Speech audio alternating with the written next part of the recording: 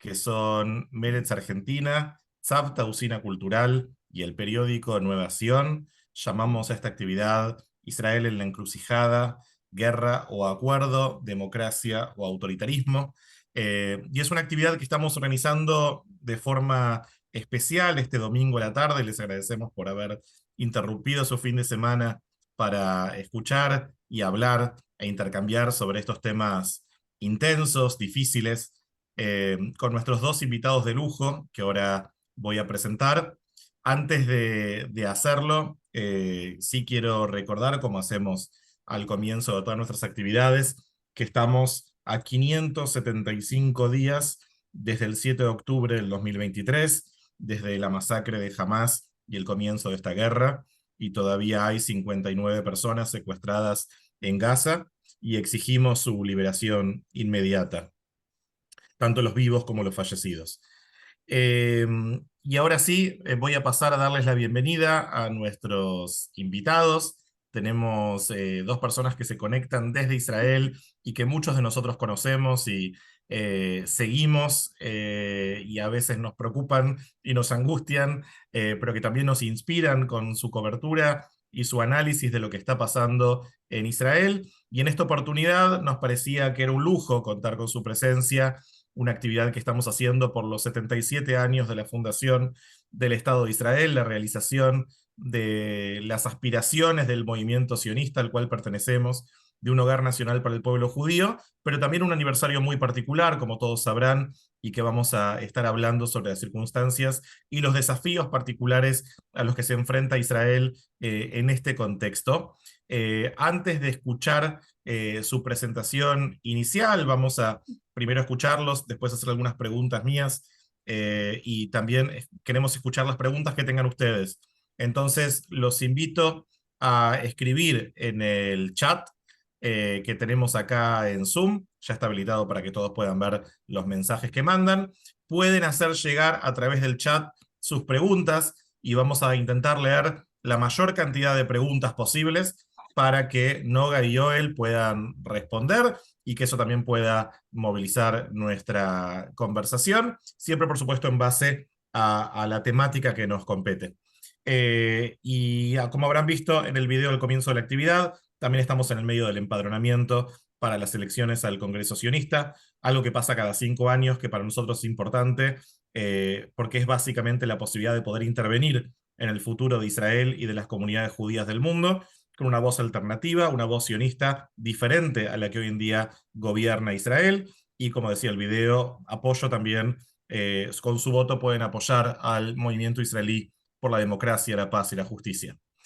Así que mandamos en el chat el link si quieren empadronarse. Ahora solo uno se empadrona para poder votar en julio. Si tienen preguntas sobre eso, nos pueden contactar. Es muy importante también teniendo en cuenta que la mayoría de los representantes del Congreso de Israel son un reflejo del Parlamento israelí y por lo tanto también del gobierno israelí. Así que es importante también que la voz judía progresista de la diáspora sea escuchada en ese contexto para poder ofrecer un contrapeso a la línea del gobierno israelí actual.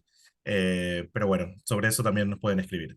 Ahora sí, vamos a, sin adelantar más, eh, vamos a escuchar a Noga y a Joel. Para quienes no los conocen, Noga es periodista. Recomiendo seguirla en redes sociales con su cobertura de lo que está pasando en Israel. Y Joel, que muchos de nosotros conocemos también de su tiempo en Argentina, es sociólogo e historiador. Con nosotros ha hecho un curso virtual hace no tanto sobre antisemitismo y muchas actividades. Creo que es la primera vez que tenemos la suerte de tener a Noga con nosotros. Así que a los dos les agradezco mucho y les recuerdo a todos que son las 11:08 de la noche en Israel, así que agradecimientos especiales por quedarse hasta tan tarde hablando sobre estos temas que no son fáciles, para que nosotros podamos aprender y también poder tener este intercambio. Ustedes recuerden que pueden hacer llegar sus preguntas a través del chat. Y si les parece, la invitación inicial es ver cómo Noga y Joel encuentran la actualidad israelí, los desafíos que tiene Israel, particularmente cuando, como nos encuentra ante este nuevo aniversario de la fundación de Israel en 1948, Y hablábamos de esta disyuntiva o encrucijada de guerra o acuerdo y de democracia o autoritarismo, pero la invitación está abierta y vamos a escuchar primero a Noga a ver cómo ella ve la actualidad de Israel en esta coyuntura tan particular y dolorosa. Así que, Noga, te damos el escenario virtual y muchísimas gracias por estar con nosotros. Muchas gracias a ustedes. Espero que todo el mundo me ve y me escucha. Bueno, gracias Kevin, gracias también Darío, que es el que inició este proceso para mí. Yo les voy a advertir de antemano que hablar conmigo es un bajón. La situación de Israel hoy en día la situación es muy mala, la situación está muy mala, las perspectivas no son muy buenas. Israel se encuentra en algún tipo de sándwich de guerra entre, por un lado, el frente que conocemos todos ante enemigos externos del país que existen, pero que no se acercan a poder destruir el país. Y el otro frente en un gobierno que yo considero antisionista y destructivo. Un gobierno que ha declarado su propia guerra contra el Estado, sus instituciones y sus ciudadanos para poder preservar el poder. Digo a propósito el gobierno porque lo muy común escuchar hoy en día en Israel es que es el primer ministro enjuiciado, perdido, desesperado, quien quiere mantener el poder o que necesita mantener el poder. Todo eso es cierto, pero él no opera solo y él con mucha astucia en las últimas elecciones eh, yo diría, se protegió trayendo a su gobierno a individuos, no solo Smotrich y Ben-Gvir, que son de partidos extremistas que hasta hace poco fueron ilegales, a tal punto extremistas en Israel, sino lanzando un proceso adentro de su propio partido para extremizar al partido. El viejo Likud de Menachem Begin hoy en día es un culto de Netanyahu y no es menos extremista que los canistas. Les quiero dar algunos ejemplos, pero principalmente el trágico ejemplo que podría haber sido peor, pero el trágico ejemplo que vimos hace 3, 4 días en vísperas de Yom Ha'atzmaut, del Día de la Independencia, en Ranana, la ciudad donde vive Joel, en una sinagoga reformista, liberal, donde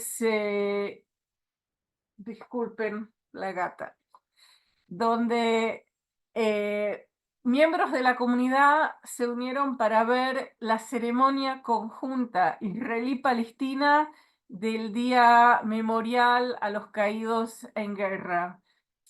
Y fueron atacados por una manada de, de miembros del partido del primer ministro, de gente, algunos muy conocidos, allegados a él. Yo posteé en mi Twitter imágenes de él, de Netanyahu y de su mujer en situaciones muy cálidas y amistosas con la misma gente que lanzaron lo que se está llamando acá en Israel un pogrom. No quiero exagerar, nadie perdió su vida, pero fácilmente alguien podía haber perdido su vida. Y la policía manejada hoy en día por el ministro Ben-Gvir, el canista Ben-Gvir, que había sido advertida de actos de violencia planeados contra el público que venía a ver esta ceremonia en esta sinagoga, simplemente no se preparó, no actuó y de esa forma defendió a este gang violento, gente que tiraron piedras en contra de una sinagoga, que rompieron los vidrios, que atacaron al miembro del público, que tuvieron finalmente que ser evacuados. Lo menciono porque de alguna forma esta crisis, la crisis ocurrida hace unos días en Ranana, que demuestra que la sociedad israelí está simplemente, se está deshaciendo, está sido tirada en tantas direcciones opuestas que se está deshaciendo como un suéter, se puede deshacer. Y las instituciones que no existen o casi no existen más, menos para servir a los hombres fuertes que en este momento manejan el país, esa es la situación hoy en día de Israel.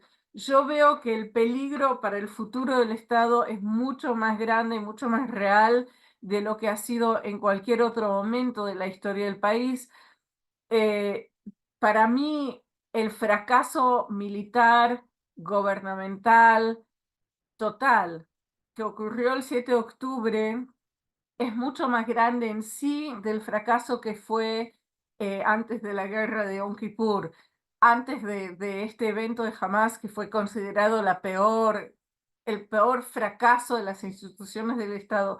A mi juicio, lo que pasó en el 2023 es mucho peor, y eso desconectado de la tragedia mucho más amplia, mucho más peligrosa, que es el ataque del gobierno y de los puntos de poder que el gobierno tiene a su alcance en contra de las instituciones y de la sociedad del país. Entonces, es muy difícil para personas afuera del país que tienen miedo o que se encuentran en situaciones de antisemitismo o de confusión. Es muy difícil describir y entender lo que está pasando en Israel cuando el mismo gobierno, el mismo país que uno quisiera poder defender, está actuando como algún tipo de enfermedad autoinmune en contra de su propio ser. Así yo veo hoy en día la situación de Israel. Yo sé que es muy difícil escuchar esto, no es lo que yo quisiera tener que contarles, pero para mí el papel es de transmitirles lo que realmente está pasando. Hay puntos de luz adentro del cuadro que les estoy dibujando, hay puntos de luz que es la sociedad civil, pero por ahora se ha demostrado incapaz de realmente oponer de una forma concreta al gobierno. Muchísimas gracias, Noga, por tus primeras reflexiones y bueno, vamos a pasar ahora a escuchar a Joel. Recuerden todos que pueden enviar sus preguntas a través del chat. Vamos a hacer lo posible para leer la mayoría de ellas hacia el final de la actividad, pero pueden ir mandándolas mientras tanto. Y ahora sí, Joel, te escuchamos. Sí, hola. En primer lugar, un saludo y un agradecimiento a Kevin y a la gente de Meretz, Nuevación y Tzauta por la posibilidad de compartir esta charla con ustedes. Noga dijo que escucharla a ella es un bajón. Si alguien espera que yo le voy a levantar el ánimo, no va a ser hoy, creo. Y eso a veces me sorprende a mí también, porque yo en general me considero, y quienes trabajan y me conocen y trabajan conmigo de muchos años saben que yo suelo ser una persona optimista y que trato de buscar los puntos de luz. Y evidentemente hay puntos de luz, pero los puntos de oscuridad o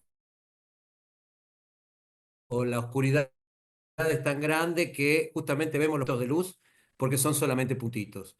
Y me gustaría empezar, ya que muchas de las cosas que dijo Noga las comparto, o la gran mayoría las comparto, inclusive algunos de los ejemplos que ella dio son ejemplos que yo tenía pensados. Quiero empezar contándoles algo que me sucedió en los últimos días.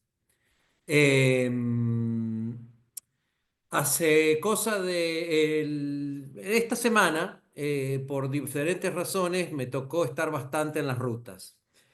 Y Yom Ha'atzmaut, o en la semana previa a la declaración de la independencia en Israel, existe una costumbre, o existía una costumbre, que todas las casas y los coches se embanderan con la bandera de Israel. No solamente eso, sino que en las cruces de ruta hay chicos, adolescentes, que no sé qué hacen, que no están en la escuela, pero están vendiendo banderas israelíes en los cruces de ruta constantemente. Por lo tanto, es muy normal que la semana previa a Yom HaZikaron, al Día de Recordación de los Muertos, y Yom Ha'atzmaut, el Día de la Independencia, veamos decenas y decenas de banderas en todos los parabrisas de los coches que nos rodean. Bueno, esta semana esto no pasó. Estuve muchas horas parado en diferentes lugares de las rutas de Israel, entre otras cosas porque me tocó esperar hasta que apaguen el incendio de hace 3 días atrás, y no se veían banderas. Tampoco en las casas, por lo menos en Ranana, que es una ciudad de clase media, alta, sionista, no, o sea, sociológicamente diríamos que es una ciudad que podría colgar banderas y que normalmente es muy común el tema de la bandera. Tampoco se ven en la mayoría de las ventanas de las casas o en los balcones de las casas las banderas de Israel. Y yo trataba de preguntarme el porqué de esto, y creo que hay mucha gente, inclusive gente que apoya racionalmente, por llamarlo de alguna manera, a este gobierno. Es decir, piensan que este gobierno es malo, pero que cualquier otra alternativa es peor. Hay gente que piensa eso. No se siente en absoluto que tenemos lo que festejar. O sea, creo que inclusive dentro de los que apoyan al gobierno, no hay mucha gente que sienta que hay lo que festejar en este 77 aniversario de Israel. Creo que es un consenso, y todas las encuestas lo muestran, que hay una absoluta falta de confianza en las instituciones. Cuando digo las instituciones, incluyo también al gobierno, y coincido con Noga, no es Netanyahu, es el gobierno en todas sus facetas y en todos sus ministerios. Cada uno a veces parece que se esfuerza por ser menos eficiente que el otro, independientemente de las cuestiones ideológicas. Congelemos, suspendamos por un minuto nuestro desacuerdo ideológico con este gobierno. La ineficiencia en el cuidado de lo que cada uno tiene a su cargo es tan grande que genera muchas veces la sensación de un país que, como dijo Noga, se desarma, se desteje de alguna manera ese tejido social, ese tejido institucional que se fue creando a lo largo de tantos años. Lo vemos también, Noga, con todo lo que sucedió aquí en Ranana. Yo quiero agregarles que en varios cementerios, inclusive en el cementerio de aquí, en el cementerio militar de aquí de Ranana, hubo actos de violencia, sobre todo de violencia verbal, contra familias de soldados caídos o contra representantes políticos que habían ido a dar su pésamo, a compartir con las familias este momento en el cual se recuerda a los caídos en las guerras. Esto habla también de una destrucción total de todos los puntos de consenso en la sociedad israelí. Si hay algo que yo aprendí cuando hice Aliá y que no conocía en Argentina, era la palabra consenso. En Israel muchas cosas giran históricamente alrededor del concepto de consenso. Hay muchas cosas en las que estamos peleados, pero hay algunas que son consenso. La recordación de los muertos en las guerras siempre fue algo sagrado, siempre fue una vaca sagrada. Esa vaca, en los últimos 2, 3, 4 años, hace rato que la degollaron y que la están haciendo a la Esh, como se dice, que la están haciendo a la parrilla sistemáticamente. Ya no hay más consenso sobre esto. Si la familia del caído no piensa como los representantes o los voceros o los cornetas del gobierno piensan que tienen que pensar, ya es suficiente para que sean atacados, para que sean cuestionados, para que sean llamados zurdos de mierda, como usa a menudo un político argentino que tiene un cargo bastante importante. Entonces, por un lado vemos que ese consenso ha desaparecido. Por otro lado, vemos como consecuencia del 7 de octubre la exacerbación de un proceso de destrucción de consensos que existían, por ejemplo, con relación a las fuerzas de seguridad. El jefe del Mossad, el jefe del Shin Bet, el Ramatkal, el jefe del ejército, eran como figuras intocables. hasta la izquierda, por lo menos la izquierda sionista, se cuidaba mucho de criticarlos en sus funciones. Se podía criticar alguna decisión, pero en cuanto a sus funciones, en cuanto al rol que cumplían, todos nos cuidábamos mucho de cuestionar a estas figuras. Esto también ha desaparecido, y esto ha desaparecido deliberadamente a través de los voceros oficiales o oficiosos del gobierno que han ido minando la credibilidad de estas figuras, ¿sí? Que no importa quién es la persona que lo ocupa, del rol en sí, la credibilidad, la confianza, la sensación de que hay algo acá que nos representa a todos, se ha ido minando a lo largo de todos estos años. Por ponerlo en perspectiva un poco mayor, ¿sí? Sociólogo, historiador, ¿qué voy a hacer? Yo tengo que mirar en perspectiva porque es una deformación profesional. Cuando se crea el Estado de Israel, se decía que la ideología o el concepto que crea el Estado de Israel, digamos, la obsesión de Ben Gurión era el concepto del estatismo, lo que nosotros llamamos en hebreo de mamlachtiut. La idea de que nosotros venimos de diferentes diásporas, de diferentes corrientes ideológicas, de diferentes grupos que eran antagónicos mientras no teníamos una soberanía. Pero ahora que tenemos una soberanía, tenemos que crear un consenso alrededor de algunos postulados básicos que son axiomáticos para todos y que todos defendemos esos postulados que tienen que ver con la existencia del Estado y con la continuación del Estado. Que más allá de nuestras diferencias ideológicas hay unas 10 cosas en las que todos estamos más o menos de acuerdo. Bueno, yo diría, los sucesivos gobiernos de Netanyahu, pero en especial este gobierno que se levantó de la forma en que Noga describió, que parece una elección del gobierno de los tipos menos aptos para cumplir cada rol, ¿sí? Colocar un tipo que estuvo procesado como 40 veces por actos de terror y de violencia como jefe de la policía o como ministro de la policía, ya te da la pauta. Colocar a un señor que dijo que hay que manejar la economía como dice la Torá, como ministro de Economía, Smotrich, ya nos da la pauta. Entonces, este gobierno en especial se ha dedicado a desarmar, a destruir, a quitarles credibilidad y peso a esas, llamémoslas, 10 axiomas o 10 postulados básicos que hacían a lo que era el consenso de la sociedad, de la mamlachtiut, del estatismo israelí.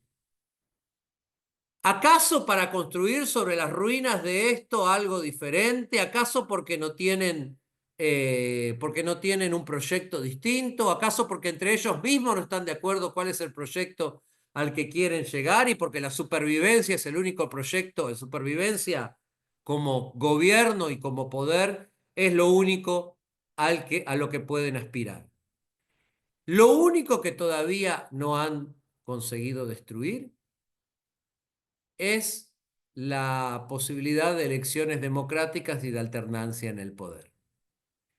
Y si hay una luz al fondo del camino, es que no hay gobierno que dure 100 años.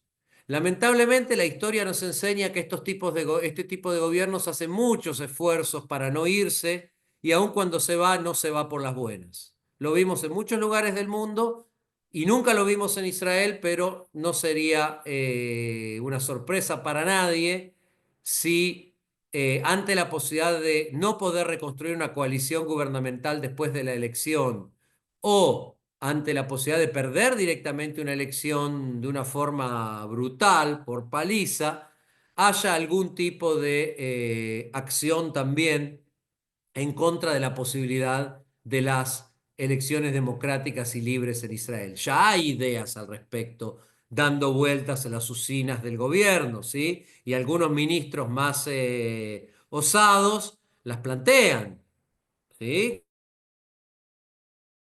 Con respecto a quién tiene derecho a votar y qué partidos tienen derecho a votarse y cuáles son los criterios para hacer que esto funcione. Así que mucho lugar para el optimismo en estos 77 años no hay. Y voy a terminar diciendo y reafirmando algo de lo que Noga decía, con lo que estoy muy de acuerdo. Una de las cosas que sí se demostró el 7 de octubre es que hay un montón de cosas que se pueden hacer por fuera del gobierno. De hecho, durante horas, durante días, durante semanas, hubo muchos espacios de crisis en los que el gobierno no estuvo, en el que el Estado no estaba porque su proceso de desarmado ya había empezado y era mucho más profundo de lo que nosotros creíamos, y hasta que el Estado decidió reorganizarse para tomar cuenta de todos los sectores que quedaron desvalidos, fue la sociedad civil a través de sus instituciones, inclusive las instituciones de protesta, ¿sí? Muchas de las instituciones de protesta hicieron una reconversión profesional para transformarse en instituciones de ayuda social, de ayuda a las unidades del ejército que no tenían ni comida ni con qué abrigarse, de ayuda a las familias que habían quedado completamente desvalidas cuando tuvieron que salir de sus casas el 7 de octubre, y una larga lista de etcéteras, que si hay alguna esperanza es que de esa sociedad civil surja un liderazgo capaz de llamar a la sociedad israelí a reorganizarse y a salir de esta crisis en la que estamos. ¿No va a ser fácil? No va a ser fácil. ¿Lo peor está por venir? Probablemente lo peor está por venir. Tal vez después de lo peor aclare. Gracias, Joel. Y capaz debería haber empezado la actividad aclarando que por las dudas no estén cerca de ningún objeto filoso, que por las dudas tapen su cajón de cuchillos en la casa. Pero con estas, creo que palabras preocupantes de apertura, pero que también me parece importante también rescatar lo positivo de los últimos meses, quería preguntarles, antes de hacer un poquito de zoom en la guerra, pero ambos se refirieron a la pérdida de consenso o mamlachtiut, gobernabilidad, como decía Joel citando Ben Gurión. Y yo sé que ambos conocen bien la realidad de otros países, ¿sí? Joel nació, es israelí por elección, es argentino, Noga también sé que profesionalmente sigue otros países, y les quería preguntar si piensan que esta pérdida de consensos, que por supuesto tiene también su paralelo en la realidad argentina, si creen que esto es un reflejo de una tendencia mundial o si hay una variante específicamente israelí en esto que está pasando. Para quien quiera la pregunta.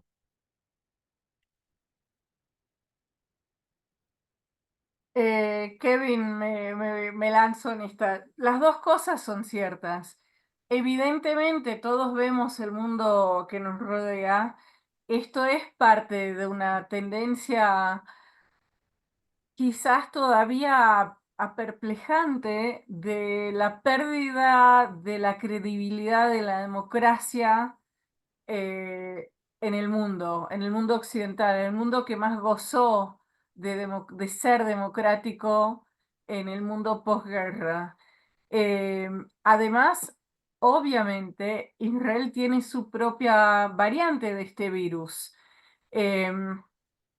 Yo, no sé si me están viendo, yo quisiera mencionar en particular, digamos, yo creo que la población israelí y los medios israelíes han sido muy pasivos, muy cómodos ante años y años de un intento de la parte de Netanyahu con el permiso otra vez de su partido y de los que lo rodean como parte de un proyecto bastante bien planeado, concebido de antemano de Netanyahu, que no fue percibido como tal por la gran parte de la población, tanto la gente que apoya a Netanyahu como la gente que lo opone, que no se dieron cuenta de exactamente lo que él estaba haciendo en muchos de estos casi 18 años que él es primer ministro del país.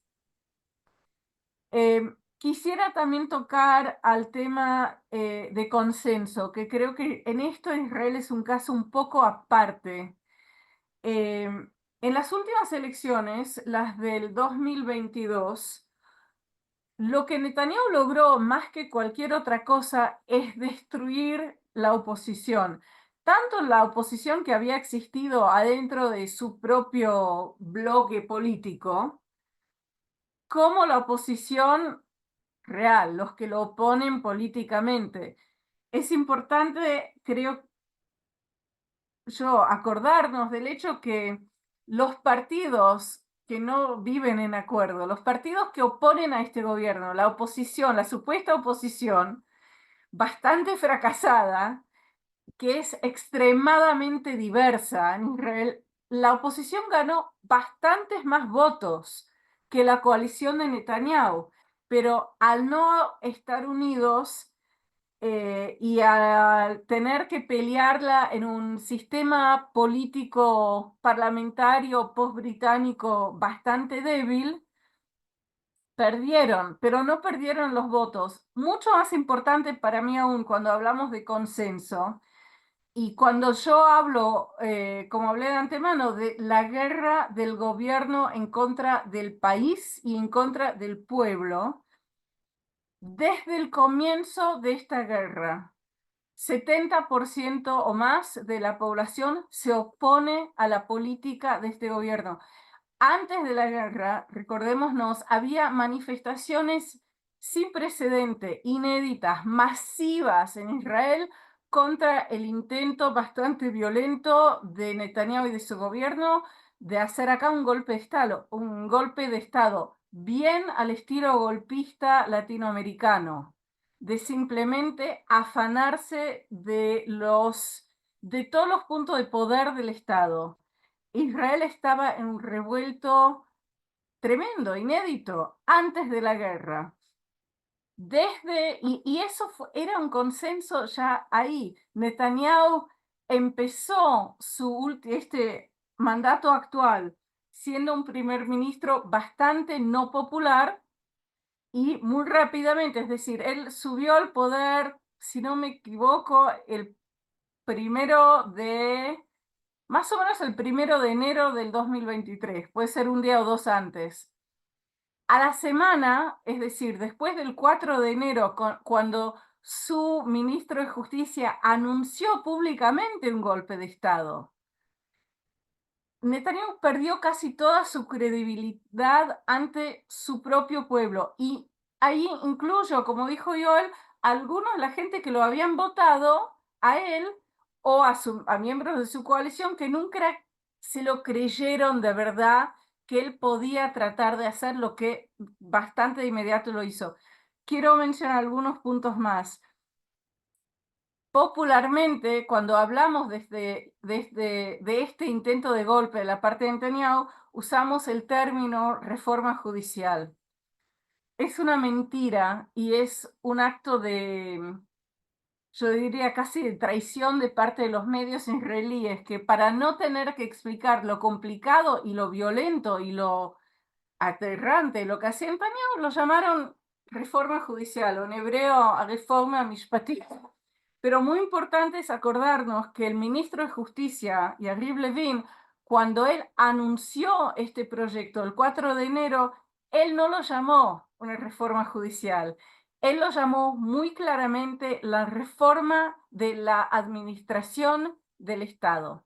Ellos anunciaron un golpe y desde ese momento este gobierno representa, de hecho, aún una minoría bastante menor de la minoría que los eligió. Entonces, cuando yo hablo de la sociedad israelí que se está deshaciendo, yo estoy hablando de actos de violencia de parte de este gobierno en contra de su propio pueblo, de distintos sectores del pueblo. Voy a dar un ejemplo, algo que también mencionó Joel. El partido de Netanyahu, el Likud, ya ha pedido al Comité Central de Elecciones de Israel postergar las elecciones que hoy en día, según la ley, tienen que ocurrirse a más tardar en octubre del 2026. Es una obscenidad que un gobierno que presidió contra la peor tragedia nacional, como lo ha hecho este gobierno, que queda en el poder un mes después de esa tragedia, de ese fracaso. Pero ellos ya están tratando de hacer una nueva ingeniería del sistema electoral y eso es mucho más allá que otros esfuerzos de ellos de cambiar el ADN del Estado. Pero consenso hay en Israel y el consenso es de odiar a este gobierno y lo vemos en manifestaciones día a día, lo vemos hasta en declaraciones, por ejemplo, del técnico del club de fútbol de Hapoel Jerusalén ayer, que cuando después de ganar un importante partido y le preguntan para la próxima estación, los próximos partidos, él contestó, un hombre de deporte, nada, dijo, para mí que no empiece la nueva estación de la liga, que vuelvan los rehenes. Hay un quiebre profundísimo en Israel entre las intenciones y los actos del gobierno y lo que desea y quiere el pueblo. Obviamente, esto puede terminar muy mal para el país. Israel es un país vulnerable, es un país que nadie nos promete que va a existir para siempre, hay que pelearla, pero hay un consenso y el consenso está siendo pisado por el mismo gobierno. No sé a dónde nos va a llevar, pero creo que para mí eso sí es una particularidad. eh, que, por ejemplo, a diferencia de los Estados Unidos, donde ganó Trump con una mayoría esta vez, clara. En Israel no es el caso, pero bueno, toda la estructura societal también es distinta. Nada, quería tirar estas cosas y te devuelvo, Kevin, el micrófono. No sé, Joel, si querés agregar algo más. Estás muteado, ¿eh? Me gustaría solamente poner, así como acentuar dos o tres cosas que dijo Noga, estoy básicamente de acuerdo con todo. Hay que entender que todo lo que yo veo acá, gente de mi edad y mayor, o sea, estamos acostumbrados o nos acostumbramos a conocer un Israel con una estructura política determinada. Esa estructura política hoy en día no existe más. ¿Sí? Que haya un partido que se llame Likud no quiere decir que tenga nada que ver con el Likud, ni de Begin, ni de Shamir, ni de Sharon. Es más, yo les puedo garantizar, esto es un poco de política ficción, que si Begin, Shamir o Sharon estuvieran hoy en día en el Likud, habría un movimiento por parte de los fieles de Netanyahu para sacarlos y a ellos también los llamarían, no tengo ninguna duda, zurdos de mierda. Eh, Estamos ante una estructura política completamente diferente. Estamos ante una desaparición de muchas de lo que eran las alternativas clásicas, que tiene que ver, como dijo Noga, también con algunos errores de liderazgo y con una búsqueda bastante llamémosla infantil por un lado, o inocente, entre comillas, de algunos de los líderes de la supuesta oposición, de encontrar algún tipo, de pararse en algún centro de algo que no existe, ¿sí? Lo vimos claramente en todos los intentos, por ejemplo, de Gantz, que aparecía como el candidato de la oposición de pararse en una posición equidistante entre los golpistas y los no golpistas. No hay medio golpe, ¿sí? Como de pararse en una posición equidistante entre los que buscan que este gobierno se vaya y los que buscan que este gobierno se quede. O sea, hay como posiciones equidistantes que son imposibles y cuando te querés parar en ellas, en realidad lo único que terminás haciendo es perdiendo todo el caudal de gente que en algún momento confió en vos sin llegar a poder realizar algo con eso alguna vez. O sea, la oposición real, digamos, en Israel de hoy en día, la oposición, digamos, parlamentaria, es un fracaso andante, a pesar de que individualmente puede haber personas muy valiosas, pero, por ejemplo, ninguno de los dos líderes de los dos partidos más importantes, Gantz y Lapid, de la oposición, condenaron el pogrom de Ranana de hace 3 días. Hubo personas en sus partidos que a título personal La dijeron PID, que está... sí, lo Ah, hizo ahora sí. tarde, Lo hizo pero tarde. Bueno, ayer a la mañana todavía no lo había condenado. Le Puede quedó ser un que... focus group y condenó. Claro, exacto. Gantz todavía no lo hizo. No es que yo esperaba que lo hiciera, pero nos habla de tratar de estar parado en el medio en un lugar en el que no se puede estar parado en el medio. Y eso otra vez. Hace un año creo que tuve una charla con alguna gente en Argentina que organizaron justamente la gente de Meretz, Innovación y Tzavta, y yo decía que alguien me preguntaba quiénes son los candidatos, y yo decía que Gantz en este momento es como un gran estacionamiento de votos. Hoy en día, pasado un año, no digo lo mismo. Ya no es un gran estacionamiento de votos porque justamente esta actitud de querer bailar en todos los casamientos al mismo tiempo hizo que perdiera mucho de la credibilidad y mucha de la confianza que algunas personas depositaban en él como alguien que podía brindar una alternativa moderada a lo que era este gobierno del desastre nacional que nos trae Netanyahu. Volviendo solamente a la primera parte de la pregunta tuya, Kevin, estoy completamente de acuerdo con lo que dijo Noga. Israel tiene sus particularidades que tienen que ver con su estructura social, que es diferente, con su historia política, que es diferente, con su situación de seguridad, que no se puede comparar prácticamente con ningún país del mundo, pero al mismo tiempo también hay afinidades que son afinidades clarísimas con movimientos antidemocráticos, autoritarios o lo que se llaman democracias no liberales en otros lugares del mundo, y hay una relación muy concreta. O sea, nosotros vemos que Netanyahu elige ir a pasar sus vacaciones a Hungría y no a Palma de Mallorca. Elige ir a lugares donde hay una afinidad ideológica inclusive institucional. Nosotros sabemos, por ejemplo, que la reforma, la mal llamada reforma judicial, el golpe judicial, fue asesorado por los mismos que prepararon un golpe judicial casi palabra por palabra en Polonia 5 años atrás. Es decir, hay una relación, una especie de internacional parda, por llamarlo de alguna manera, que comparte información, que comparte modelos, que comparte formas, que se alimentan los unos a los otros y que es importante saber que existen.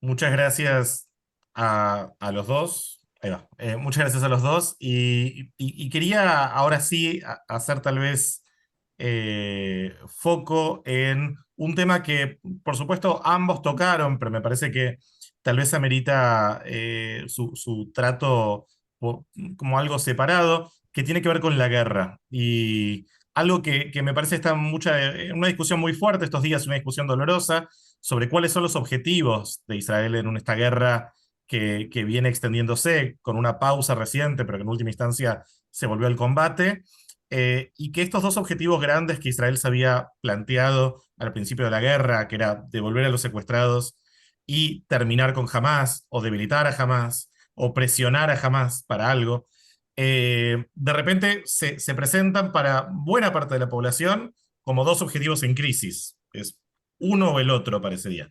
Y últimamente tuvimos también afirmaciones de representantes del gobierno que dijeron que básicamente la liberación de los secuestrados no puede ser la prioridad número uno para Israel. Y esto también viene aparejado con la incapacidad, básicamente, o la falta de disposición de Israel de formular, al menos oficialmente, un plan para el día después de Gaza, ¿no? ¿Qué pasaría en un escenario post-Hamas?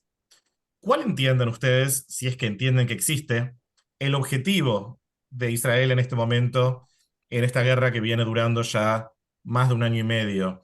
Y quiero saber si entienden que en este sentido hay una contradicción entre las prioridades del gobierno, y no puedo decir todo, pero sí una parte mayoritaria de la sociedad israelí. Sí, empiezo yo, si te parece. Yo creo que en este momento el principal objetivo de la guerra en términos de quienes están decidiendo sobre la guerra es la preservación de este gobierno.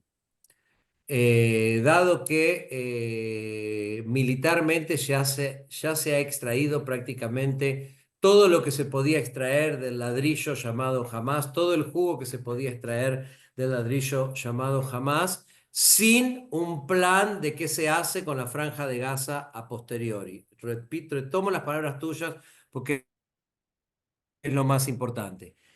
Nosotros vivimos una situación de violencia cíclica con la Franja de Gaza que nunca se termina de resolver por la razón de que dentro de la derecha israelí existen dos variantes o dos, digamos, corrientes con relación a qué hacer con la Franja de Gaza.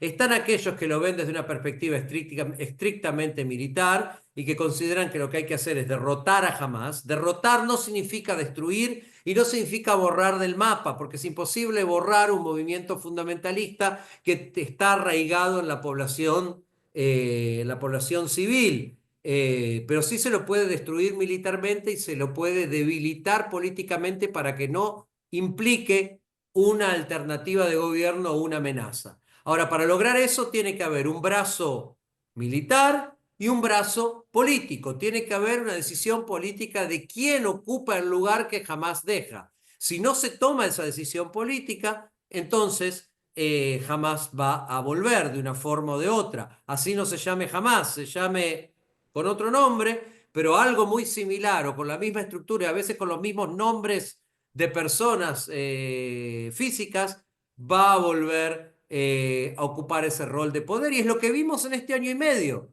Israel conseguía eliminar la mayor parte del control de Hamás de una región. Al no ofrecer ninguna alternativa para esa región, Israel continuaba la guerra en otra región. Después de pocos meses, Hamás volvía a ocupar en el terreno con los efectivos que había enrolado, reclutado, volvió a ocupar en el terreno esos espacios. Y lo estamos viendo constantemente ahora. La otra opción es la opción de aquellos sectores en la derecha que vienen y dicen, nosotros tenemos que destruir Hamás, pero destruirlo totalmente a través de la repoblación de la Franja de Gaza, a través de la expulsión total o parcial, lo que eufemísticamente se llama emigración voluntaria o transfer voluntario de una parte importante de su población, y lo que tenemos que hacer es recuperar todo aquello que nos fue robado, estas palabras, durante la desconexión que organizó un primer ministro del Likud, Ariel Sharon, en el año 2005. O sea, la venganza y el desquite por la desconexión forman una parte muy importante de una buena parte del imaginario o del ideario, si quieren, de una parte de la derecha. Entre estas dos corrientes se encuentra Netanyahu. Históricamente, Netanyahu siempre optó por ir a una decisión, a una política un poco más moderada en relación a la Franja de Gaza, pero en los últimos años cada vez necesita apoyarse más por su situación judicial, por su debilidad política, necesita apoyarse más en los sectores más radicales, en los sectores que buscan la repoblación de Gaza, en los sectores que consideran que es una buena idea el delirio de Trump de crear la Riviera del Medio Oriente en esos territorios que nadie quiere, como bien explicó Trump, y los palestinos van a estar encantados de irse y todo el mundo va a estar encantado de recibirlos, ¿sí?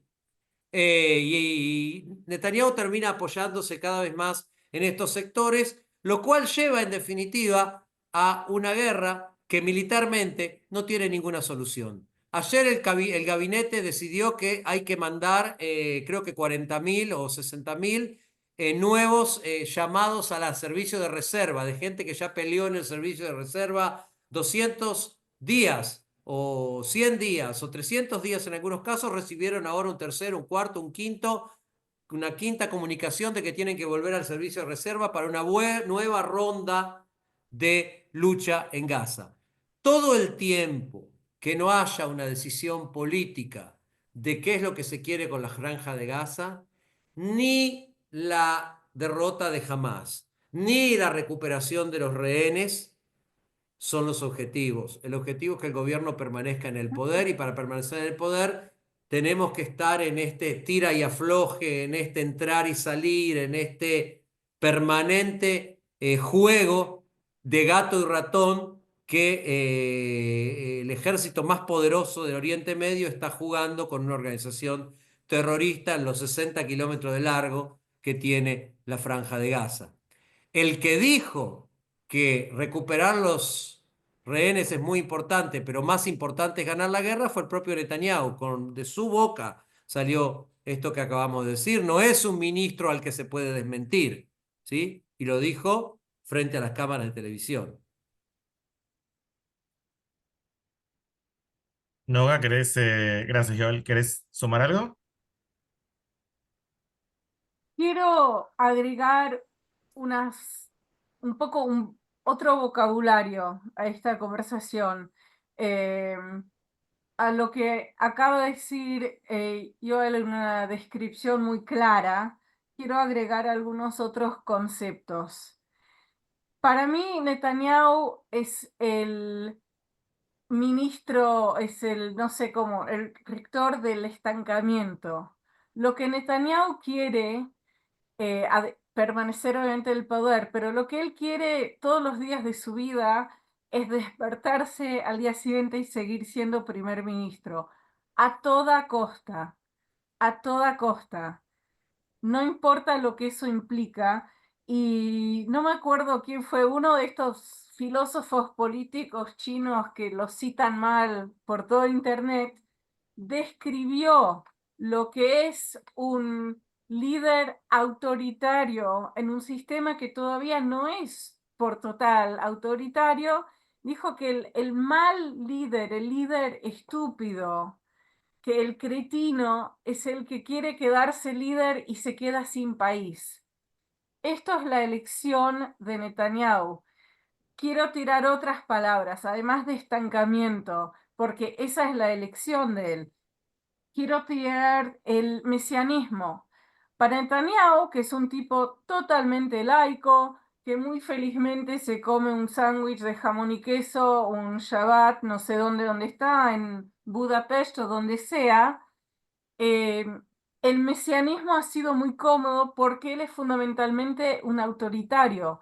Una de las cosas que los israelíes no se dieron cuenta durante todos estos años es que él venía comiéndose las instituciones y las normas y las costumbres de la administración del Estado de Israel durante muchos años, venía desde adentro destruyéndolas. Había cosas que sí se vieron en el público. El nombramiento de gente totalmente inapropiada a unos puestos. Este mito de Netanyahu, muy cómodo para él, que fue absolutamente tragado por los israelíes, que a pesar de estar en el Medio Oriente, ellos podían fingir, no sé, ser algún tipo de Suecia con desafíos militares. Esto fue algo muy cómodo para Netanyahu. Cada vez que Netanyahu se responsabilizaba a él con toda su soberbia pública de ser el padre que dio a luz a la economía high-tech de Israel, todo ese sector y todos los otros sectores se burlaban de él. Netanyahu era el incómodo para Israel. Cuando se fue al Congreso de los Estados Unidos en, no me acuerdo del mes, del año, en 2015, para mandarlo a la mierda a Obama públicamente, para demostrar una falta de respeto total a los Estados Unidos y a su presidente, para envolverse en términos racistas en contra de ese presidente, para muchos israelíes fue un momento muy incómodo, pero no suficientemente incómodo para que se asusten. Y Netanyahu ha adoptado los modos del mesianismo de una extrema minoría, pero extrema minoría, que en este momento por primera vez en su historia tiene en sus manos el poder de verdad. No son estos mesiánicos chiflados que creen que Dios les susurra en el oído, no solamente un alcalde de Ariel, de un asentamiento, sino en este momento el ministro encargado de la policía, que es un supremacista racial abierto, como dijo yo, un terrorista condenado. Estamos hablando de una locura, estamos hablando como si fuese en Estados Unidos, lo que capaz que todavía vamos a ver, miembros del Ku Klux Klan teniendo poder judicial en el país, poder ministral. Estamos hablando de una situación muy extrema que es muy difícil salir de ella sin que haya un colapso. En esto acuerdo tristemente con Joel, sin que haya un colapso de todos los sistemas aún mayor a lo que ya hemos visto en este país, y lo estamos viendo. Estamos viendo a cifras muy altas de israelíes yéndose del país. Estamos viendo en este momento a una complicación que el gobierno está tratando de esconder, pero por la primera vez en la historia del Estado estamos viendo a cifras altísimas que pueden llegar al 50% de estos reservistas que van a ser llamados en estos días no presentándose. Estamos viendo a padres que no mandan a sus chicos a las escuelas como parte de una protesta. Estamos viendo, todavía no es un revuelto civil, a pesar de que hay gente muy importante que llama eso, entre ellos el ex primer ministro Ehud Barak, que dice que la única forma de salvar el Estado es simplemente un antigolpe, una resistencia civil que trasciende todos los sectores de la sociedad. No estamos viendo eso, estamos viendo la decaída de la sociedad otra vez estallándose. Y es difícil saber a dónde va, pero quiero volver, para no ser solamente un bajón, quiero volver al punto del consenso, y es que el gobierno está actuando de una forma sinvergüenza, descarada, en contra de la voluntad de su propia población. Y casi el total de los israelíes no conocen otro sistema que no es un sistema que garantiza sus libertades básicas, por lo menos un ideal o un mito de igualdad ante la ley.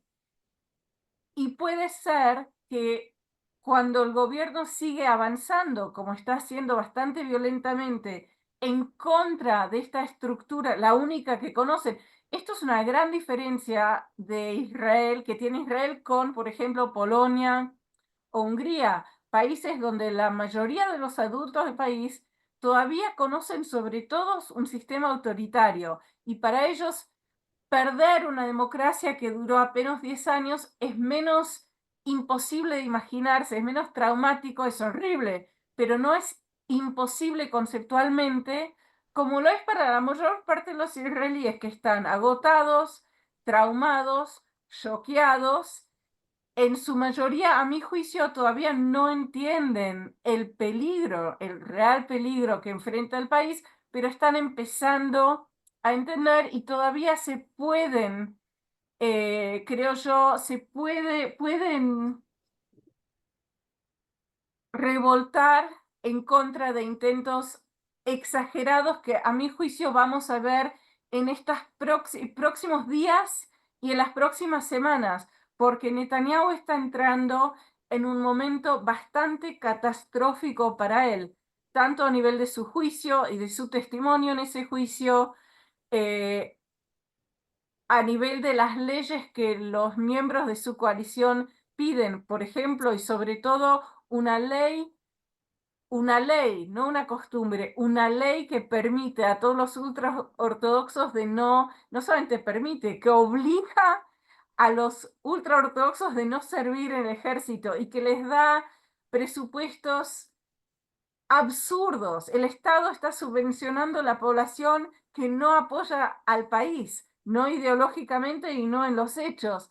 Netanyahu está entrando en momentos más críticos, y capaz que peor que todo esto, Netanyahu se está enfrentando por las primeras veces en una brecha pública entre él y su ídolo Trump. Entonces estamos entrando a momentos muy peligrosos, muy complicados, donde creo que vamos a ver actos y maniobras aún mucho más extremistas de lo que hemos visto, pero donde hay una real posibilidad de que el pueblo simplemente se levante en contra.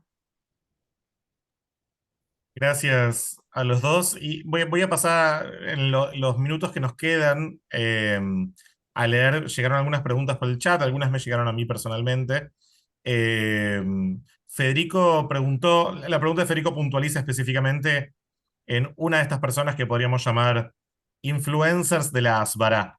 Gente que desde afuera critica al gobierno de Israel por no ser lo suficientemente duro contra Hamas, o plantear que ningún tipo de acuerdo es posible, o que no se puede confiar en los terroristas y por lo tanto no existe una alternativa más que avanzar con la opción militar.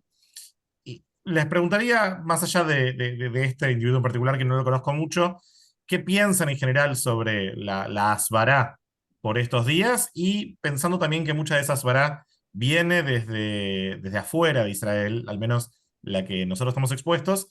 ¿Qué podemos hacer los judíos fuera de Israel para de alguna forma ayudar o tener algún aporte positivo en todo este escenario complejo que ustedes describen?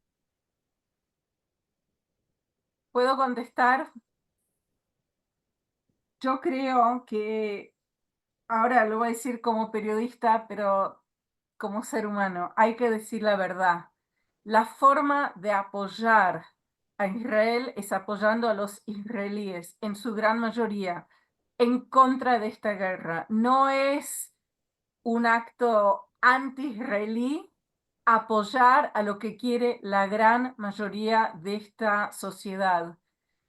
Yo creo que hay muy rápidamente, para los israelíes lo digo aún más, que desconectarse del concepto de que el gobierno representa, como uno cree naturalmente, al pueblo. No es el caso. Este es un gobierno golpista explícitamente. Lo dicen ellos. El mismo ministro de Justicia que anunció la reforma de la administración del Estado también admitió en una entrevista abierta y pública pocas semanas después que si él logra hacer todo lo que él quiere hacer, Israel no será exactamente una democracia. Ahora, uno puede decir que desde el vamos, la democracia israelí venía con muchos, digamos, desafíos, con muchos problemas. Es cierto para muchas democracias del mundo, pero es muy cierto en la democracia débil de Israel. Pero ellos quieren como política explícita destruir al Estado tal como ha sido conocido en los últimos 77 años. Entonces, si uno quiere apoyar, a mi juicio, al país, tiene que oponerse a un gobierno que lo quiere destruir. Yo no veo otra forma.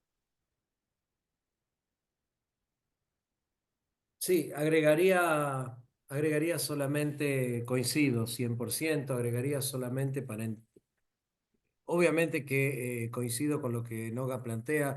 He hablado y escrito mucho sobre este tema, entonces lo único que quiero agregar es que cuando uno vive en México, en Argentina, en Venezuela o en donde sea, En Madrid. en Madrid, y les exige a los israelíes que tengan mano dura, pero no son los hijos de él ni él mismo el que va a tener que poner el cuerpo en esa mano dura, pues no es la mano dura, es el cuerpo de nuestros hijos y de nuestras hijas y de nuestros hermanos, los que están metidos ahí. Entonces, hay una falta de pudor cuando se trata de Israel a la hora de decirle a Israel lo que tendría que hacer políticamente, militarmente, mátenlos a todos, hay que acabar con todos y todas estas cosas que creo que muchas veces harían bien en respirar hondo y en última instancia callarse la boca, más allá de si conocen a la perfección todos los vericuetos políticos del Medio Oriente y las distintas corrientes islámicas y todo eso,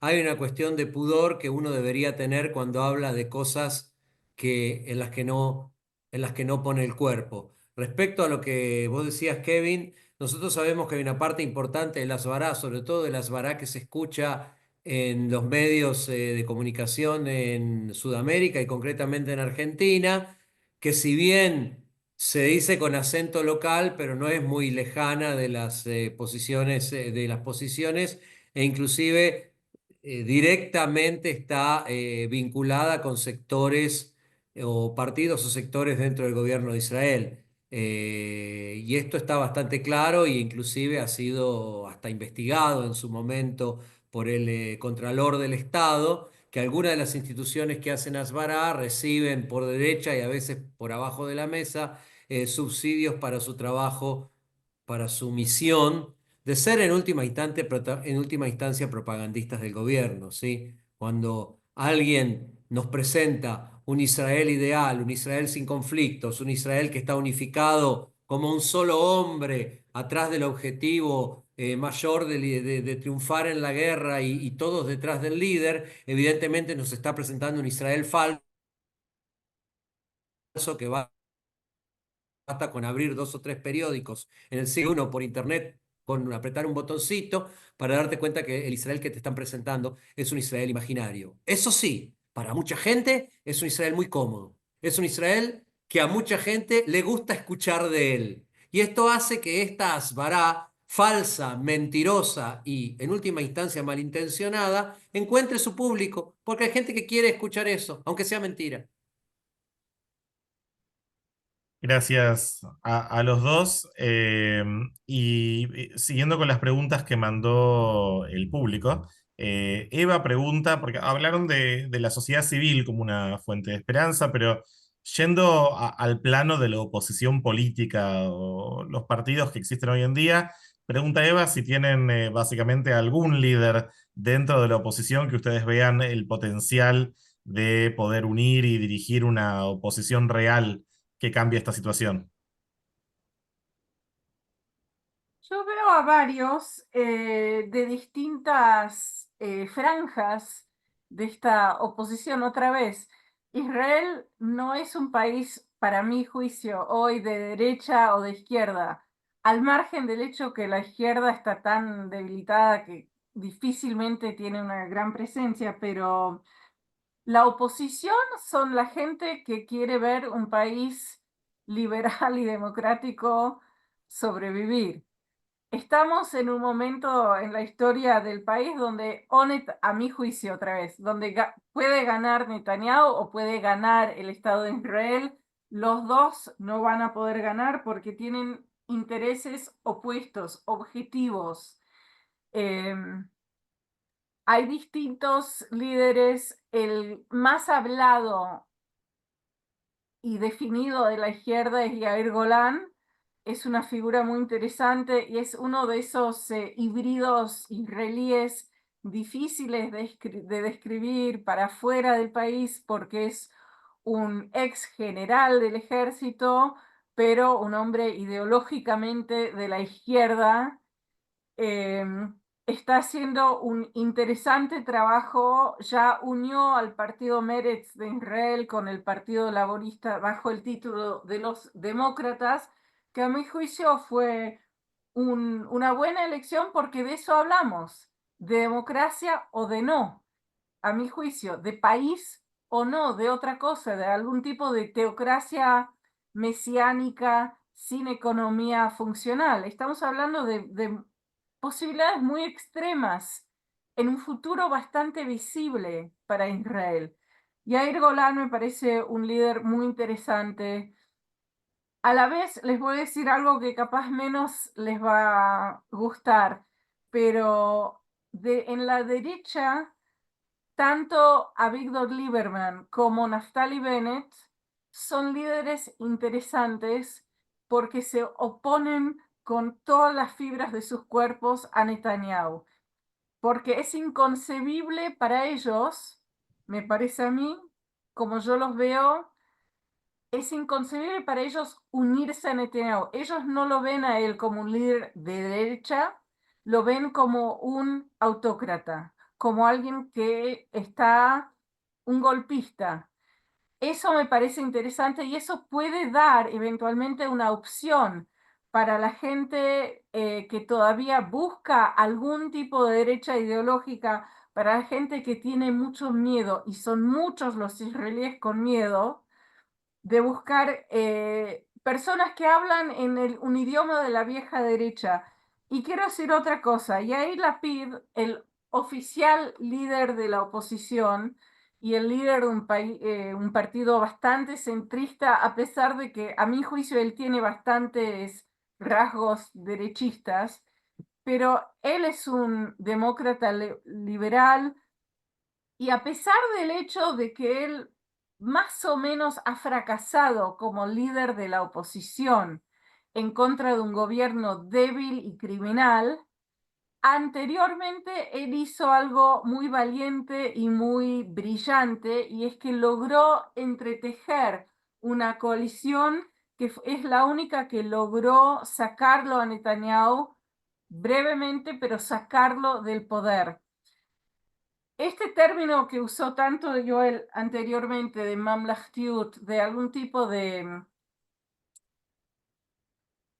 una forma nacional, soberana, una conducta tradicional de gobernanza iluminada que trajo Lapid y que Netanyahu está tratando de destruir. Lapid también todavía puede ser un líder interesante. Y por último decir, no es por casualidad que menciono a todos estos, que son a mi juicio los líderes de partidos importantes en Israel, que de ninguna forma podrían unirse al gobierno corrupto y criminal que en este momento encabeza Netanyahu. No tiene nada que ver con ideología política tradicional, sino con el concepto de qué es el Estado. Y ellos, no sé, yo en este momento veo a todo el mundo del liderazgo y de la política israelí como muy débil y muy fracasado, pero ellos podrían surgir en ciertas circunstancias como líderes potenciales. Me gustaría solamente agregar que más allá de quienes hoy en día ocupan roles en la política y las personas que Noga nombró, con cada uno con sus posibilidades y con sus limitaciones, hay también toda una nueva camada de gente que surgió a la vida pública, digamos, a partir de las protestas en contra del golpe judicial y a partir del 7 de octubre. Estamos hablando, por un lado, de todos los organizadores de las protestas, estamos hablando de gente muy carismática y con mucha capacidad de movilización y mucha capacidad de organización, por un lado. Por otro, estamos hablando de todo lo que es el liderazgo regional y aquellos que surgieron como los voceros de las familias de los secuestrados, de los que retornaron del cautiverio, de los líderes regionales de la región del sur, por ejemplo. Hay muchas Incluso un voces. argentino, Jaime Elín. Jaime Elín, que ya fue diputado, que se retiró de la política y ahora de alguna manera está volviendo a entrar, es un gran ejemplo de esto. Eli Sharabi, que es un tipo que no sé si quiere hacer política en su vida, pero cuando lo liberaron del cautiverio de Hamas, le hicieron una entrevista que dio vuelta al mundo y que creo que es un tipo que tiene una sensibilidad y una capacidad de convocatoria extraordinaria. Creo que hay toda una camada de gente que tiene que ver con la realidad de estos últimos 2 años y específicamente con lo que pasó a partir del 7 de octubre, que me parece que cualquier proyecto político que quiera cambiar algo en Israel tiene que tomarlos en cuenta y estoy seguro que los va a tomar en cuenta. O sea, te tiro nombres para que los tengan presentes porque van a volver y los vamos a volver a escuchar seguramente en los próximos años. Bueno, y ya que están hablando de dirigentes o de referentes, diría, políticos que aparecieron al último tiempo, no de la estructura partidaria y claramente no políticos tradicionales, pero creo que no vale la pena mencionar el rol destacado en la conversación pública que viene teniendo gente como los padres de Hersh Goldberg Polin, ¿no? John y Rachel, y también referentes de la lucha por los secuestrados ahora como Einav Zangauker. Ujú. Quiero mencionar a uno más, que es el rabino Elhanan Danino, un hombre del partido Shas. El tipo fue un contable, si no me acuerdo, si bien me acuerdo de Shas. Sí, sí. Es un hombre de la derecha explícita y las acusaciones de él en contra de Netanyahu, no sé si se dio vuelta al mundo el evento después del asesinato, del homicidio de los 6 rehenes que incluyen a Hersh Goldberg Polin el 30 de agosto. Netanyahu hizo algo muy típico de él. Netanyahu, para decirlo en argentino, es un cagón. Casi no se muestra en público, ya hace muchísimo tiempo, más de 2 años. No ha dado una entrevista a un medio israelí hace 4 años. Y él hizo un cálculo lleno de estereotipos, de algún tipo de asquerosidad, suponiendo que este padre de un pobre rehén asesinado en Gaza, en los túneles de Gaza, con un tiro a la cabeza, como lo fueron los 6, suponiendo que él, siendo un judío mizrahi, siendo un hombre de Shas, lo iban a abrazar, Netanyahu se atrevió a aparecer en la casa de esta familia sin avisar en la Shiva, con las cámaras. Él quiso hacer otro videíto de Aspará personal, de publicidad para él. Y dándose cuenta de lo que estaba tratando de hacer y dándose cuenta también de que el primer ministro los quería humillar, quería demostrar que él puede ir a la casa aún de un rehén que fue asesinado de esta forma, mientras se acercaba al ejército y que le iban a besar los pies, el rabino lo dejó entrar al primer ministro y lo mandó a todos los demonios. Y el hijo del rabino lo grabó. Y esa grabación la dieron a la radio. Y el rabino de Shas le dijo a Netanyahu, ¿cómo se atreve usted a venir a mi casa? Usted es el que pagó para la construcción de los túneles donde mataron a mi hijo. Usted es el que transmitió los armas con los cuales mataron a mi hijo. Le dio un discurso que no ha sido escuchado en Israel porque Netanyahu no se expone al público. Entonces, para mí, él es un hombre carismático, yo diría ideológico, y es entre esta gente que uno debería prestar atención porque tiene un público natural que lo sigue. Buenísimo, gracias a los dos. Estoy viendo, bueno, hay algunas preguntas que son un poquito de datos específicos. Por ejemplo, Luis pregunta, Joel, si podés repetir el nombre de los dirigentes históricos de la derecha liberal que hoy serían tratados como zurdos de mierda.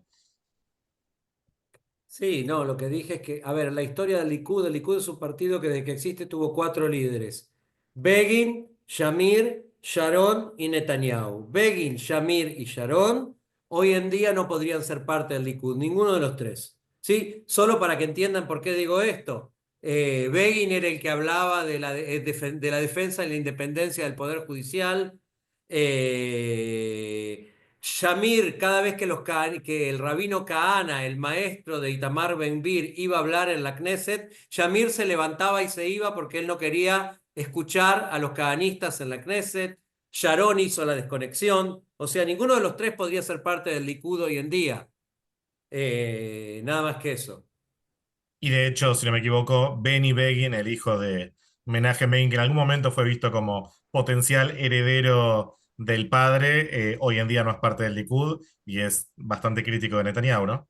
Sí, sí, absolutamente, El tanto Benny Likud, Begin como sus hijos. el Likud de hoy en día usa el nombre del Likud, pero el partido Likud fue destruido por Netanyahu. Hoy en día, el Likud también fue uno de los grandes partidos de Israel. Hubo momentos que tenía casi la mitad de la Knesset. Hoy en día es un partido que creo que tiene 30 o 32 escaños en la Knesset y en todas las encuestas, pero cientos de encuestas, no llega, no sé, a 30 en muchos casos. No llega a un cuarto. El Knesset tiene 120 escaños. El Likud, la entidad política que hoy en día es llamada Likud, es un culto personal que existe únicamente para apoyar a su líder. Eh, no solamente Benny Begin, todos los príncipes de este partido, Dan Meridor, Tzipi Livni, Limor Livnat, la mayor parte de ellos hijos de fundadores del partido, no existen más. Tenemos que, yo creo que desconectarnos nosotros del concepto de que porque se llama Likud es un Likud. No lo es un culto personal. Y No después, opera como partido político tampoco, opera como un culto. No hay oposición adentro del partido, no hay discusiones. Esa es una entidad lamentable. todo opositor interno quedó afuera, o formando otros partidos o yéndose de la política. Y la última pregunta de Viviana, que también es más un dato que otra cosa, si pueden comentar alguna encuesta que muestre, creo que igual Noga lo mencionó, en un 70% de gente que preferiría, si no me equivoco, que la guerra termine ahora para librar a todos los secuestrados, ¿no? Más o menos por ahí están todas las encuestas. 70 o más, todas las encuestas. Todas las encuestas. Yo Que aparte creo que no recomiendo. es 70-30, es 70-20 del otro Sí, lado y 10 hay. que no saben Sí, sí, todavía. exacto. Exacto, los que están borrachos en casa. Yo recomiendo a los que se interesan en este tema de estadísticas seguir por Twitter a un personaje que se llama Gil Feldman. Si quieren lo puedo postear en mi Twitter, así es más fácil seguirlo. Él postea mucha estadística, él es un obsesionado, es miembro fundador de una organización que se llama Bodkim. No, estoy demasiado cansada ahora para traducirlo bien, pero Revisando. Es Los que como revisan. fact-checking. chequeando, es alguien, Como Como chequeando en Argentina, chequeado. Sí, chequeado, sí. exacto. sí, y él publica todos los días estas estadísticas. La otra cosa que recomiendo mucho es seguir al Instituto, ¿cómo se llama? Israelí por la Democracia, Israel Democracy Sí, el Institute. Instituto Israelí por la Democracia, exactamente. Bueno, que sacan encuestas muy serias, muy caras, muy amplias. Ujú. eh, a veces depende del evento, pero mes por mes sacan algo que se llama el índice de Israel. Es muy fácil, es muy accesible entrar al sitio de ellos y ver la aglomeración de todas estas estadísticas en un espacio de tiempo de más de un año. No hay duda en los hechos y por eso la desesperación de este gobierno de mantener el poder a toda costa, porque no tienen el pueblo con ellos. Bueno, muchísimas gracias. Ahí para ir cerrando, les quería comentar, si llegaron tarde o quieren recomendar esta charla para alguien, vamos a subir la grabación a la mayor brevedad posible al canal de YouTube de Nuevación. Ahí me piden si podemos escribir por acá el link. Uno es, Ahora les paso los dos links, bárbaro, muchas gracias, Noga. ¿ok? Ahí también les mandé porque nombraron a Yair Golan hace 2 meses. Hicimos una actividad con él. Oh, Está en el canal de YouTube de Innovación, entrevistado por. No, perdón, está en el canal de YouTube de Meretz, Argentina, entrevistado por Julián Zúcar, un Olé Hadash de Argentina, un inmigrante reciente, y está ahí en YouTube con subtítulos en español. Ah, te iba a preguntar si habla castellano. No, no, no, no, pero sabe bastante sobre la realidad latinoamericana. De hecho, la charla habla sobre la lucha de los latinoamericanos por la democracia. Y por último, y antes de terminar, me gustaría, si quieren, ofrecer algunas palabras de cierre para cerrar todo esto, pero también les vuelvo a comentar, para quienes se conectaron tarde, que estamos en el proceso de empadronamiento a las elecciones al Congreso Sionista. Si quieren apoyar lo que hacemos, tanto Meretz, Tzavta, Nuevación y el movimiento juvenil Ayom Eretzair, una forma excelente de hacerlo y necesaria es empadronarse para votar en julio, todo virtual, todo rápido, al Congreso Sionista, para llevar a Meretz al Congreso Sionista. Esto es un apoyo a nuestra continuidad de las actividades en Argentina, lo pueden hacer desde todo el país, como también una forma de expresarse en una clara oposición a lo que el actual gobierno israelí está haciendo con el país, que tanto nos importa y que atraviesa nuestra identidad y que habla también a nuestro nombre como judíos viviendo fuera de Israel, en la diáspora. Yo, el Noga, Yo quieren ofrecer. Sí, simplemente voy a decir que acabo de postear en el chat de este Zoom el Twitter de Gil Feldman que mencioné y el sitio específico de las encuestas del Instituto Israelí por la Democracia. Recomiendo mucho a los dos, aun si uno los tiene que traducir, vale la pena porque ellos tienen los hechos. y sumo sobre el Instituto de sobre la Democracia, creo que la vicepresidenta es uruguaya, y en su momento, en la época del Susi golpe Nabot, judicial, una profesora de sí, derecho sí, importantísima, sí, sí. y y tienen brillante. charlas y materiales, incluso en español dio charlas en la época Sí. del golpe judicial, el temprano, en el 2023, que vale mucho la pena para entender por qué era tan grave o es tan grave lo que está intentando hacer el gobierno con el Poder Judicial. Así que no sé si quieren ofrecer algunas palabras breves de cierre. Solamente agradecerle a la gente que estuvo presente un domingo a la tarde de un fin de semana largo. La verdad que la verdad que nosotros, como quedó clarísimo de esta hora y cuarto, hora y media que estuvimos juntos, no estamos pasando el mejor momento de la historia de Israel. Probablemente estamos pasando el peor. Eh, pero bueno, el hecho de que haya tanta gente en Israel y en el mundo que esté movilizada por la democracia israelí, que esté movilizada para salvar a Israel del naufragio y del desastre, por ahí es una de las cosas que nos motiva a pensar que sí es posible superar esto y llegar a otro puerto y llegar a otra realidad. Difícil, doloroso, como lo venimos diciendo, pero indudablemente hay fuerzas para lograrlo. Gracias a No, todos que vinieron. bueno, muchísimas gracias entonces, Joel, Noga, y gracias a Gracias ustedes a por todos. participar. Y bueno, que sepamos, que conozcamos tiempos mejores y muchísimas gracias por acompañarnos. Gracias, Kevin. Un placer. Muchas gracias. Gracias, Kevin.